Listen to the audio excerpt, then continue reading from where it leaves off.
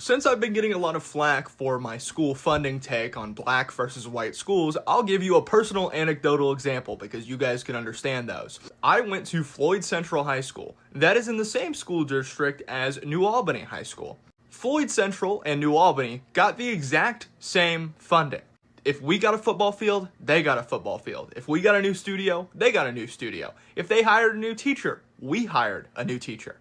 We were in the exact same school district and we were about 15 miles away from each other.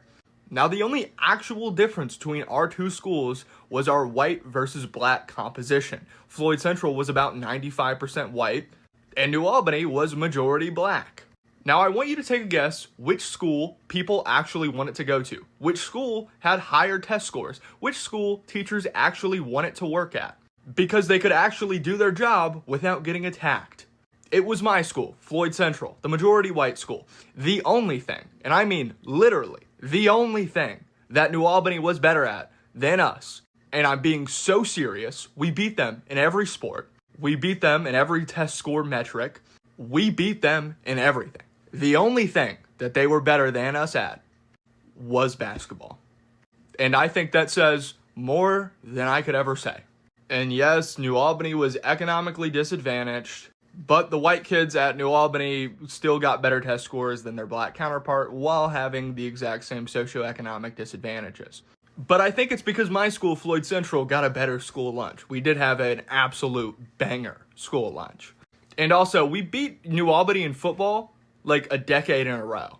And we were a team almost made up of exclusively of white kids because we had more organization and discipline. Now, I was JV my junior year, so don't take my opinions on football that seriously. Let's verify these claims here. These two schools, we have Floyd Central and New Albany. They are only about 10 to 15 miles apart, and everything that he's saying here is basically true. Floyd Central is about 91% white. New Albany is very close to 40% black. It's a close approximation because they have a high black student rate and they have a high Mexican rate. So it is very close to being majority minority. So if we look at the socioeconomics, this is pretty much accurate. The New Albany school was economically disadvantaged. If we look at the academic performance, the one that was majority white, again, is accurate. They perform better on all of their testing. If we look at the sports claim, the white students did better at football, the black students did better at basketball, and the school lunch banger thing is subjective. And what they're also saying here is that the white students at that black school performed better, and that's also true. So it looks like when you have AI go over all the claims that he's talking about, it's all true. The core claims are true. They hold up the facts, same district, similar funding, very different demographics and outcomes.